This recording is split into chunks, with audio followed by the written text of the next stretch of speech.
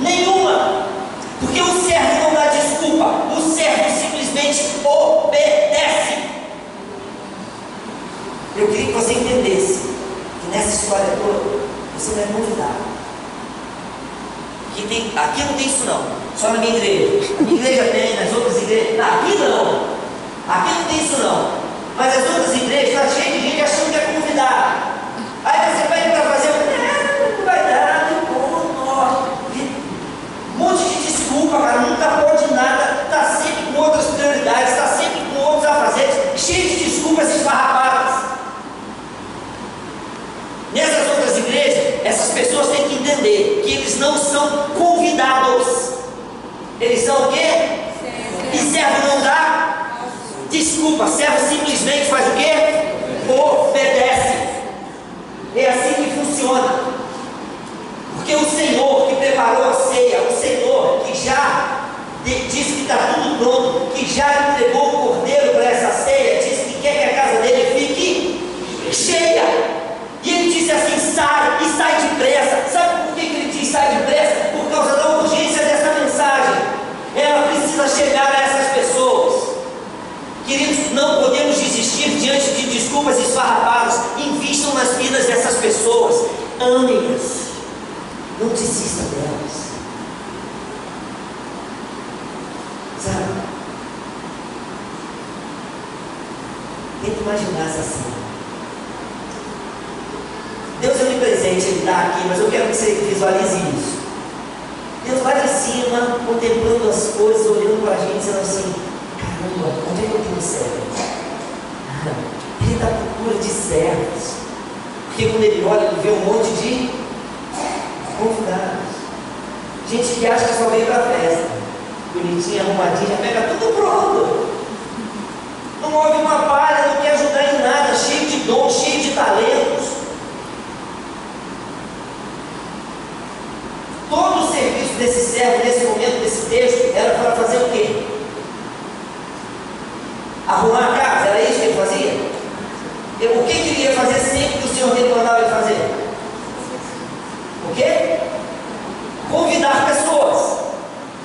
Que tipo de pessoas? Todas, desde as mais nobres até as mais excluídas. Todos merecem estar assentados para essa ceia. Se você é servo, você precisa se colocar à disposição de Deus, para que esse Senhor enche a casa dele, porque ainda há lugar, ou não há. Para nós terminarmos, além de ainda haver lugar, o verso 24 diz assim: porque vos declaro que nenhum daqueles homens que foram convidados provará a minha ceia. As pessoas são convidadas às bodas do Cordeiro e elas simplesmente recusam. Isso é uma blasfêmia contra o Espírito Santo. Essas pessoas que recusam receber a ceia do Senhor, que se recusam estar na presença, na mesa do Senhor, quando o Senhor voltar, elas vão ficar. Mas o texto diz que nenhuma delas provará, porque elas estão numa condição de rejeição. Mas a esperança já acabou? Não. Então vamos contar uma historinha. Jesus, ou melhor, Deus percebe que o homem se afasta dele. Por que o homem se afastou de Deus mesmo? Por causa do pecado. O pecado separou o homem de Deus. Mas Deus ama o homem. E Deus quer se aproximar de novo desse homem. Aí ele faz o quê? Vou criar um plano. Vou criar um caminho de volta. Eu quero reaproximar esse homem de mim. E aí ele manda Jesus.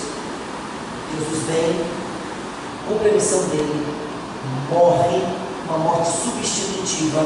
E a gente pode experimentar reconciliação, redenção, justificação, uma série de conceitos. E nós podemos de novo nos aproximar de Deus. Porque Ele é o caminho, a verdade e a vida. E se nós quisermos ir ao Pai, é somente por Ele. Essa é a verdade absoluta. Não tem um atalho. Beleza, Jesus veio e morreu. Ao terceiro dia, o que ele fez? Ressuscitou. aleluia, venceu a morte, garantiu para nós vida eterna.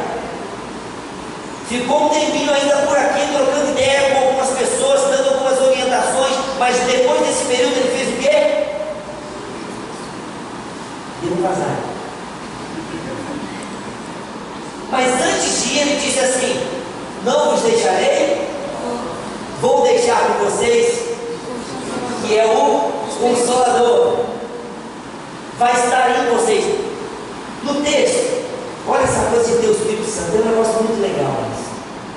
Porque o texto está dizendo assim: o Senhor manda aquele cara para alguns lugares e diz assim: obriga as pessoas a virem para a minha ceia. Quem pode obrigar alguém a fazer alguma coisa, senão alguém que tenha autoridade?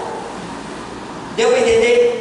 O que Deus está dizendo aqui, Ele está dizendo assim: olha, você pode sim trazer pessoas para a minha casa, porque eu te revesti de quê? Autoridade. Eu te revesti de quê? Eu te revesti de quê? Autoridade. Eu tenho revestido vocês com a minha autoridade, e vocês podem sim, como bons servos, e obedecer, e investir a vida de vocês na vida de pessoas. O plano principal é que vocês entendam que o melhor de Deus não está por vir. O melhor de Deus ainda está. Não tem uma música assim? Nada. Está por vir nada. O melhor de Deus já veio há muito tempo. O melhor de Deus esteve entre nós. O melhor de Deus já foi revelado. Vida eterna é uma realidade, é uma verdade imutável. Eternidade é uma verdade imutável para todos. Todos terão vida eterna. Uns perto de Deus, outros longe. Todos viverão eternamente. Uns no bem bom da glória do Senhor, outros em sofrimento. Se por um lado o céu é muito melhor do que eu e você podemos imaginar, por outro lado o inferno é muito pior do que nós possamos imaginar. No detalhe, esse lugar precisa estar cheio, e cheio das pessoas que você orou hoje, que você chorou por elas, que você intercedeu por elas. Ó, não vem com esse papo de que, eu já orei, Senhor, filho. Não é isso. Isso é transferência de responsabilidade. Não diga para Deus fazer aquilo que Ele já disse para você fazer.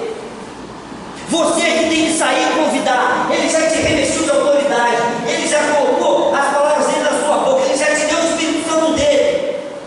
Então não fica sentadinho no ar-condicionado, tranquilinho, curtindo um cenário bacaninha, porque não é só isso. Isso aqui é treino, jogo é lá fora. E nós estamos perdendo de goleada. Porque o diabo está levando a balde, a rodo, um monte de gente que a gente diz que ama para o inferno.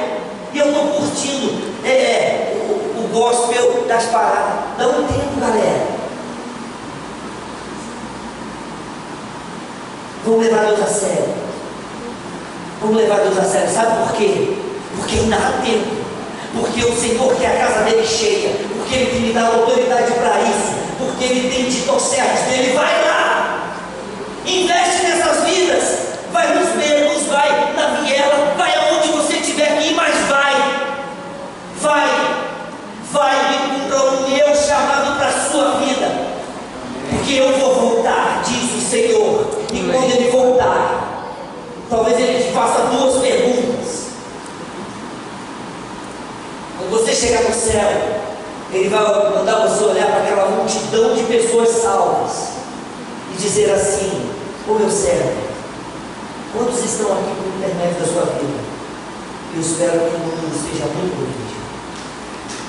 Mas talvez Ele te faça uma segunda pergunta e diga assim: meu servo, quantos não estão aqui por causa da sua vida, por causa da sua negligência, porque você priorizou outras coisas, por causa das oportunidades que eu te dei e você negligenciou? Porque eu recebi uma imagem que dizia assim: vai passar o cartão no crédito ou no débito? Aí não passa na zoeira, porque a zoeira não tem limite.